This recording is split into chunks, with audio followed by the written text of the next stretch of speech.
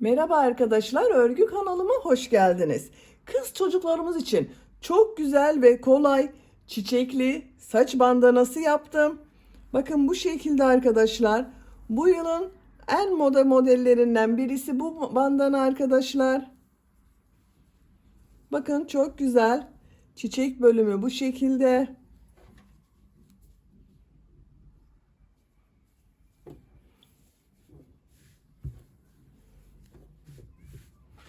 Bandana örgüsüne buradan başlıyoruz arkadaşlar. Arttırmalar yaparak istediğiniz ölçüye kadar yapabilirsiniz. Ben bugün küçük bir kız çocuğu için yaptım bu saç bandanasını. Siz bir iki sıra fazla yaparak yetişkinler için de yapabilirsiniz. Daha küçük bebek için yapmak istiyorsanız 2-3 sıra eksik yapabilirsiniz arkadaşlar. Yeni doğan bebeği de yapabilirsiniz. 5, 6, 7, 8 her yaş çocuklarınıza yapabilirsiniz. Dediğim gibi yetişkinler için de uygun bir model. Bandana örgüsünde iplik olarak beyaz renkli iplik kullanmayı tercih ettim. Ben bugün bu ipliği kullandım arkadaşlar. Kullandığım iplik üzerinde 100 gram iplikte 250 metre var. Yarım yumak iplik yeterli arkadaşlar. Bir yumak iplikten bu modelden 3 saç bandanası yapabilirsiniz. Yeşil renkli iplik kullandım. Bakın yine aynı kalınlıkta bir iplik. 100 gram iplikte 240 metre var. Çok az miktarda bakın bu yaprak bölümlerini yaptım. Bu renkli iplik olarak da ben yine bu ipliği kullandım. Siz tercihinize göre bu çiçek örgüsünde her marka iplik ve renklerini kullanarak yapabilirsiniz. Bu saç bandanası da tercihinize göre siz her marka iplik ve renklerini kullanarak yapabilirsiniz arkadaşlar. Her renk iplik ile çok güzel oluyor. Ben tığ olarak 5 numara 3 milimetre tığ kullandım. Benim elim çok sıkı değil. Benim yaptığım tığ işi örgüler yumuşak oluyor. Sizin eliniz sıkıysa 3,5-4 milimetre tığ kullanırsanız çok güzel olur arkadaşlar. Ölçülerini video sonunda ölçüyorum. Bakın burasından da bağlamalı yaptım. Kullanışlı bir saç bandanası oldu arkadaşlar. Çok güzel. İplik tığı hazırlayalım. Hep birlikte bu kolay ve güzel saç bandanası örgüsüne başlayalım. Örgü kanalıma abone değilseniz abone olmayı unutmayın lütfen. İzlediğiniz videolarıma beğeni ve yorumlarınızı da yaparsanız çok sevinirim arkadaşlar. Sizlerden gelen beğeni ve yorumlar örgü kanalımın devamlılığı için çok önemli. Beğeni ve yorumlarıyla destek olan bütün arkadaşlara ayrıca teşekkür ederim. Hepinize kolay gelsin. İyi çalışmalar. Sihirli halka yaparak başlıyorum. Sihirli halkayı ben bu şekilde yapıyorum bakın.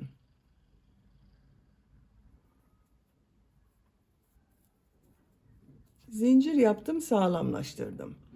3 zincir yapıyorum.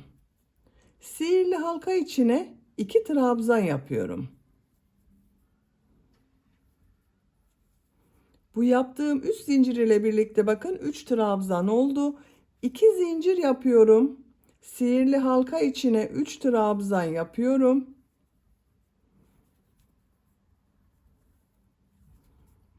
2 zincir yapıyorum. 3 trabzan yapıyorum.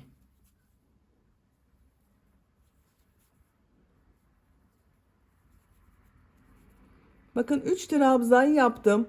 2 zincir yaptım. 3 trabzan yaptım. 2 zincir yaptım. 3 trabzan yaptım. İplik ucunu çekiyorum. Bakın şu şekilde iplik ucunu çekiyorum. İplik ucunu sağlamlaştırıyorum. Bakın buraya alıyorum. Zincir yapıyorum. 3 zincir yapıyorum. Bakın 1 2 3. Tığ üzerine iplik alıyorum. Örgüyü çeviriyorum. Bu yaptığım 2 zincir üzerine 3 trabzan, 2 zincir, 3 trabzan yapıyorum.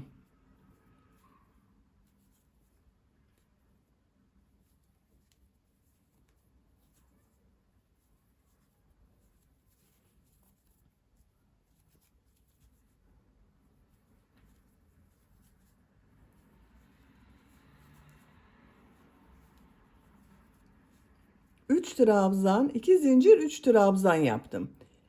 5 zincir yapıyorum. Tığ üzerine iplik alıyorum. Bu 2 zincir üzerine 3 trabzan, 2 zincir, 3 trabzan yapıyorum.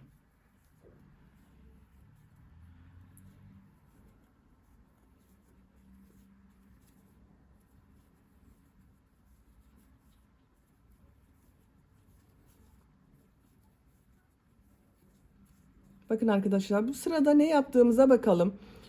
3 zincir yaptım, geriye döndüm. Bu 2 zincir üzerine 3 trabzan, 2 zincir, 3 trabzan yaptım. Arada 5 zincir yaptım.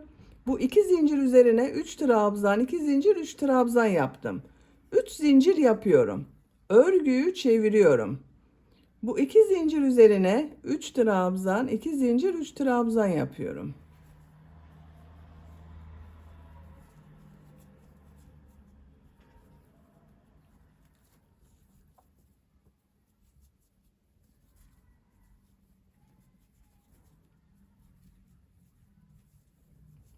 Üç trabzan, 2 zincir, 3 trabzan yaptım. 5 zincir yapıyorum. Bu yaptığım 5 zincirin bakın ortasına bir sık iğne yapıyorum. 5 zincir yapıyorum. Bu 2 zincir üzerine 3 trabzan, 2 zincir, 3 trabzan yapıyorum.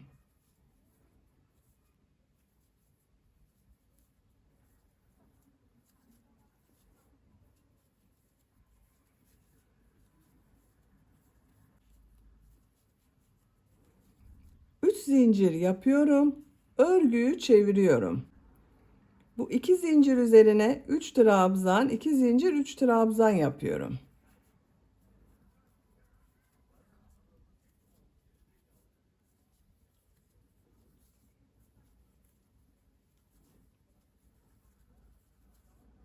Beş zincir yapıyorum.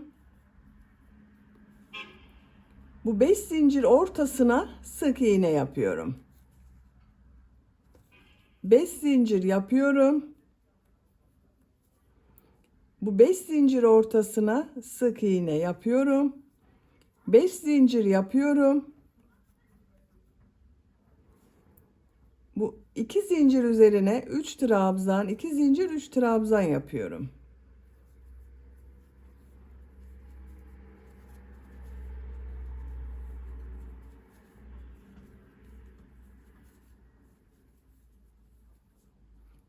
Üç zincir yapıyorum. Örgüyü çeviriyorum. Bakın arkadaşlar, görüntüsü bu şekilde oluyor. Sıra başında ve sıra sonunda 3 trabzan, 2 zincir, 3 trabzan yapıyoruz. Ortada beşer zincir yapıyoruz. 2 zincir üzerine 3 trabzan, 2 zincir, 3 trabzan yapıyorum.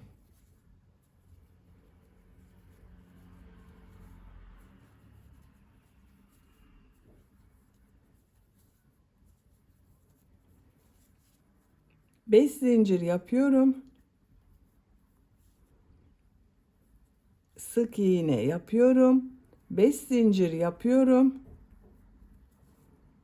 Sık iğne yapıyorum. 5 zincir yapıyorum. Sık iğne yapıyorum. 5 zincir yapıyorum. 3 trabzan, 2 zincir, 3 trabzan yapıyorum.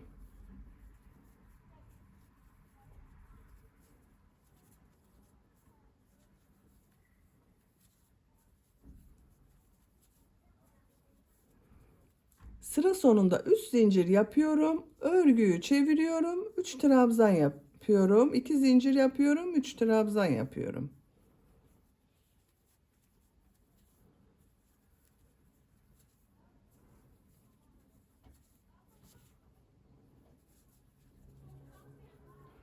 Beş zincir yapıyorum. Sık iğne yapıyorum. Bakın arkadaşlar. Görüntüsü bu şekilde oluyor. File görüntüsü elde ediyoruz bakın ortada. Sıra başında ve sıra sonunda 3 trabzan, 2 zincir, 3 trabzan yapıyoruz. Ortalarda bu file yaptığımız yerde beşer zincir yapıp sık iğne yapıyoruz. Tercihinize ve yapacak olduğunuz çocuğun veya yetişkinin büyüklüğüne göre bu arttırma sıralarını istediğiniz kadar yaparak devam edelim. Bandana örgüsünü yapacağım ölçüye kadar tamamladım arkadaşlar. Kaç sıra yaptığımı sayıyorum. Bakın bu başlangıçtan itibaren sayıyorum. 2, 4, 6, 8, 10, 12, 14, 16, 18, 20, 21 sıra oldu. Ben çocuk için yapıyorum. Bu yükseklikte yaptım arkadaşlar. Siz tercihinize göre bunu birkaç sıra devam ederek yetişkinler için yapabilirsiniz veya daha az sayıda yaparak daha küçük bebekleriniz için yapabilirsiniz. Şimdi burada bir ip kordon yapıyorum ben. Bağlamak için ip kordon yapıyorum. Zincirler yapıyorum. Bakın en son 3 trabzan, 2 zincir, 3 trabzan yaptım. Zincirler yapıyorum.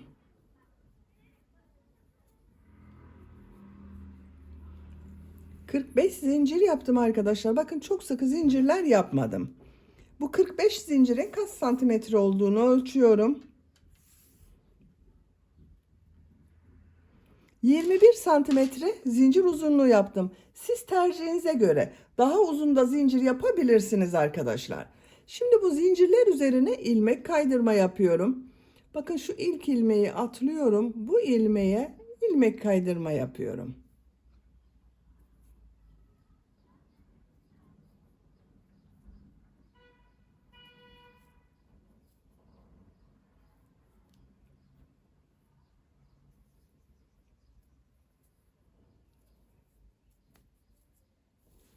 Sıra sonuna kadar devam edelim. Zincirler üzerine ilmek kaydırma yaparak tamamladım. Görüntüsü bakın bu şekilde oldu. Son ilmeğe de ilmek kaydırma yaptım arkadaşlar. Bu son yaptığım ilmeği bakın bu 3 trabzan 2 zincir 3 trabzan yaptım. Bu 2 zincir üzerine bir sık iğne yapıyorum. Bakın birleştirdim. Birleştirme yaptığım yerin görüntüsü bu şekilde. Burada 3 trabzan üzerine sık iğne yapıyorum. Sık iğne sırası yapıyoruz. Bakın bu yaptığım 5 zincirler üzerine 4'er sık iğne yapıyorum. Buraya 4 sık iğne yapıyorum. 1 2 3 4. Buraya da 4 sık iğne yapıyorum. 1 2 3 4. 4 sık iğne yapıyorum.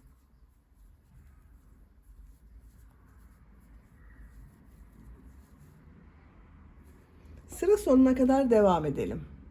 Buraya kadar bakın tamamladım. Görüntüsü bu şekilde oldu.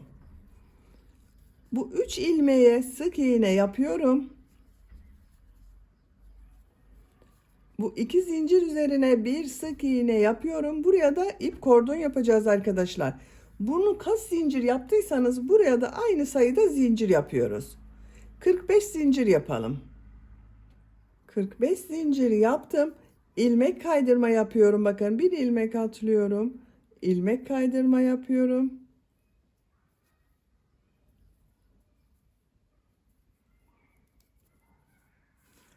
Sıra sonuna kadar devam edelim. Sıra sonuna kadar ilmek kaydırma yaptım. Bu son yaptığım ilmeği şu ilmek ile ilmek kaydırma yaparak birleştiriyorum. İpliği kesiyorum. Bakın bağlama ip kordonunu yaptım. Bu şekilde oldu arkadaşlar. Şimdi çevresinde çiçek örgüleri yapacağız. İlk önce yeşil renkli iplik ile yaprak bölümünü yapıyorum.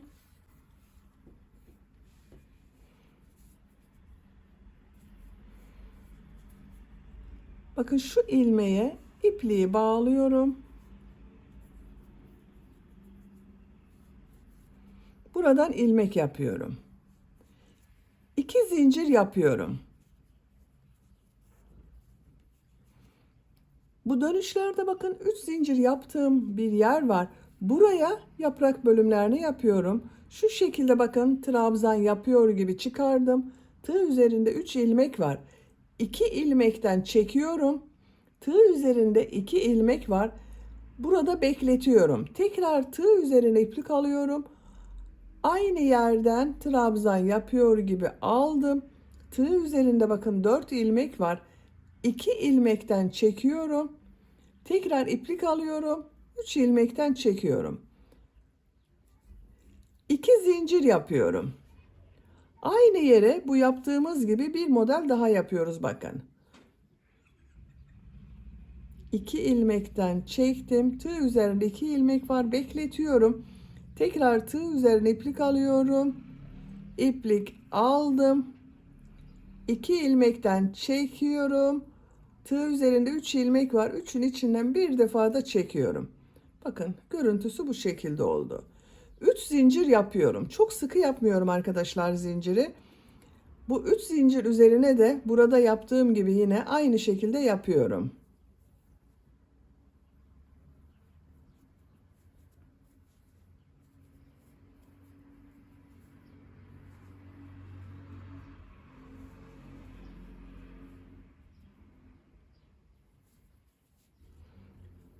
Üç zincir yapıyorum.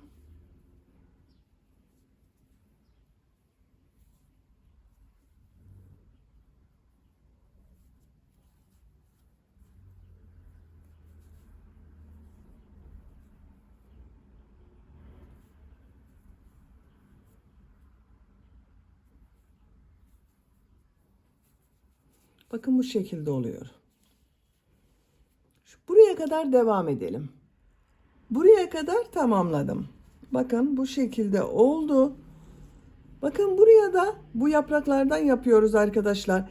İlk başladığımızda bakın buraya 3 üçlü trabzan yaptım. 1 2 3.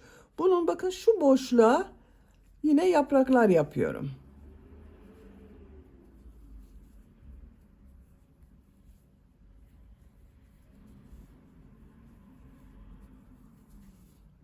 Üç zincir yapıyorum. Bakın şuraya da bu iki trabzan arasında olan bakın şu boşluğa da şu ilmeğe de yaprak yapıyorum yine.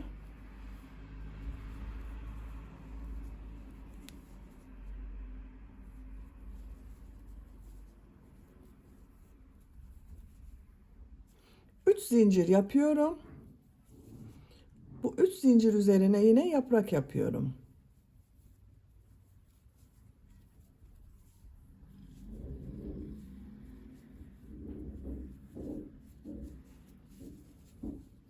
Buranın görüntüsü bakın bu şekilde oldu. Sıra sonuna kadar devam edelim. Buraya kadar bakın yaprak bölümlerini yaptım. Buraya da bir yaprak yapıyorum arkadaşlar. Bakın son modele yine yapraklar yapıyorum.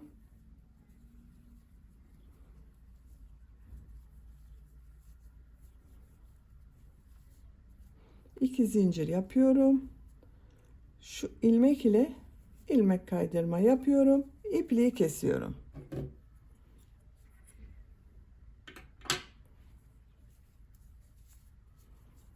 Bakın bu şekilde oldu. Kaç yuva yaptığımı sayıyorum bakın. 2, 4, 6, 8, 10, 12, 14, 16, 18, 20, 22, 23. 23 model oluştu arkadaşlar. Şimdi çiçek bölümünü yapacağız. Bakın bundan yapacağız arkadaşlar. Bu çiçeklerden yapacağız şimdi. Ben bu renk iplik ile çiçek yapıyorum arkadaşlar. Siz tercihinize göre bu çiçek örgüsünde farklı renkli iplikler kullanabilirsiniz. Bu ilk başladığımız modelde bakın bu ilk iki zincir üzerine ipliği bağlıyorum.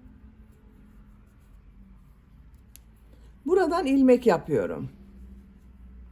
3 zincir yapıyorum. Bu iki zincir üzerine 5 trabzan yapıyorum.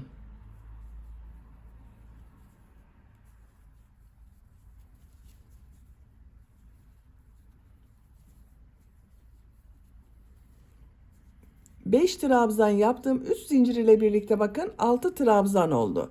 Bakın tığı çıkarıyorum. İlk yaptığım 3 zincirin bakın 3. zincire tığı takıyorum. İpliği içinden çekiyorum. 3 zincir yapıyorum. Bakın görüntüsü bu şekilde oldu. Şu boşluğa sık iğne yapıyorum. 3 zincir yapıyorum. Sık iğne yapıyorum. 3 zincir yapıyorum. Sık iğne yapıyorum. Bakın 1 2 3 tane pıtırcık model yaptım. 2 zincir yapıyorum. Bakın bu iki model arasına 3 zincir yaptım. Ortasına bir sık iğne yapıyorum. 2 zincir yapıyorum. Diğer modeli yapmak için 2 zincir üzerine 6 trabzan yapıyorum.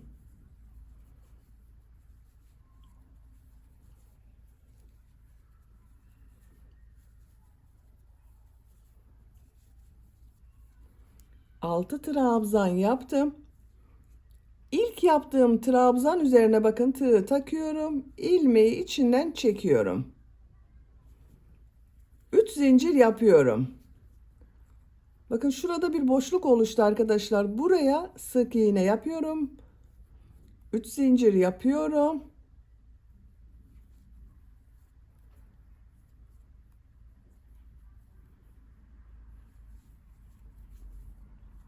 İki zincir yapıyorum. Zincir üzerine sık iğne yapıyorum. 2 zincir yapıyorum. Diğer model için buraya 6 trabzan yapıyorum. Bakın ben buralarda elim çok sıkı olmadığı için ikişer zincir yaptım arkadaşlar. Sizin eliniz sıkıysa bakın şu zincirleri üçer zincir yapabilirsiniz. Model bu şekilde oluyor. Modelleri yaparak sıra sonuna kadar devam edelim. Sıra sonuna kadar tamamladım. İpliği kesiyorum.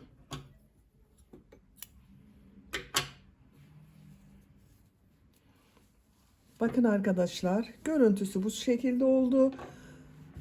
Bakın saç bandanamız çok güzel oldu arkadaşlar.